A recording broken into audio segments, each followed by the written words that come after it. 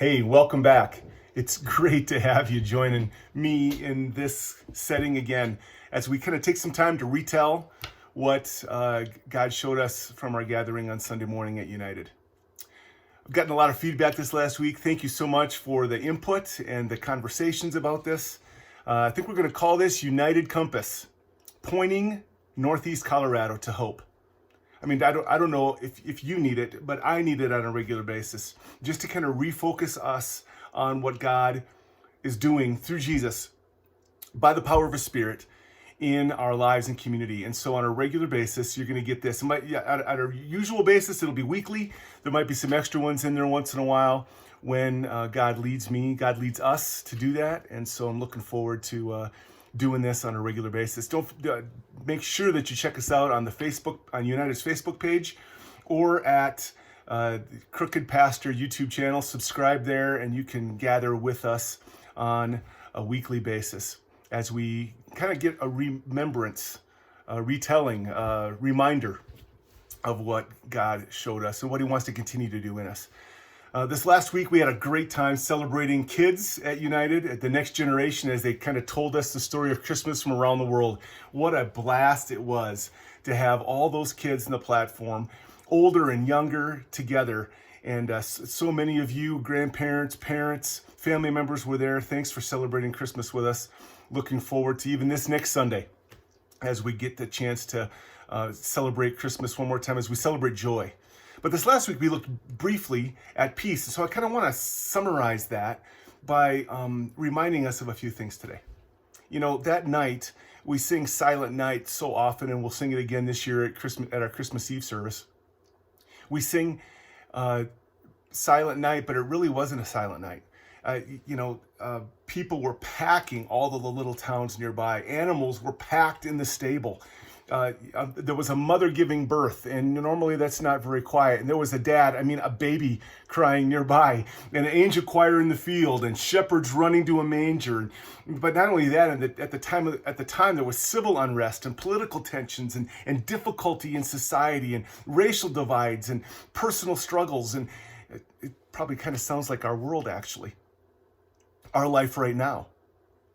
You know, we can sing Silent Night, but it's not so often that we have this silence, this presence of peace in our lives.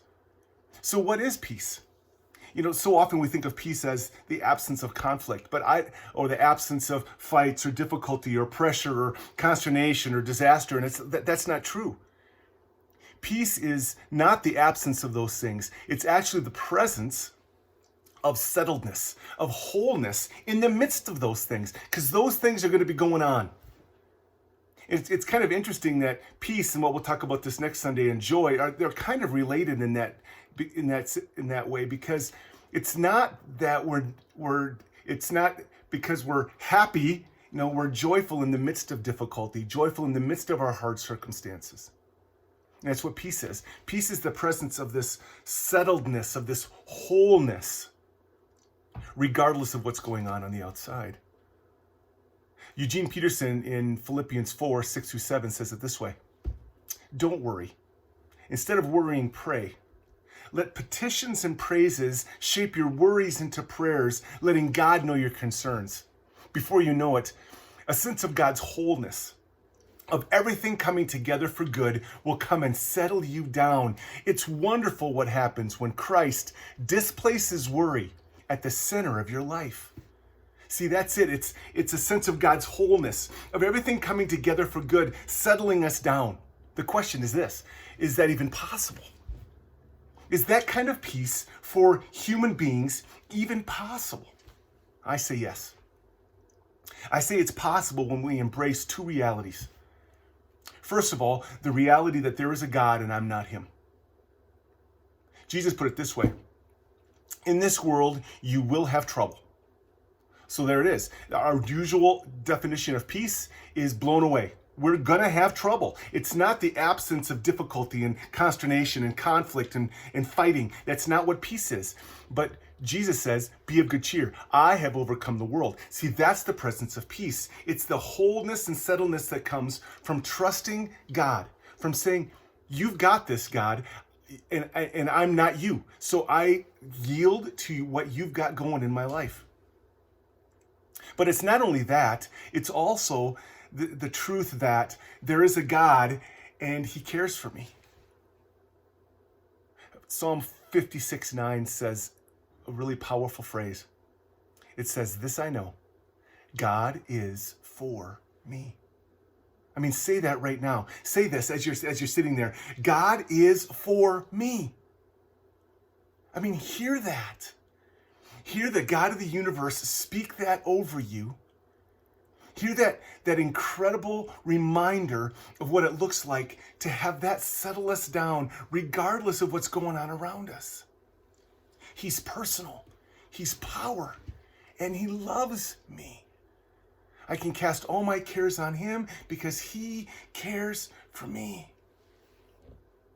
So this day, will you embrace that peace? That sense of wholeness, of everything coming together for good? Will you embrace that today? I can embrace real peace in my life. What's our first step today? What's your first step in doing that today? That's United Compass for this week. I hope that you'll follow us on Facebook and then also subscribe to the channel at Crooked Pastor. We are simply here because in the midst of our lives, there's often brokenness and crookedness and hardship that both our world and life seems to offer. But this truth is always there, and hold on to it. There is always hope. Have a great week. Merry Christmas.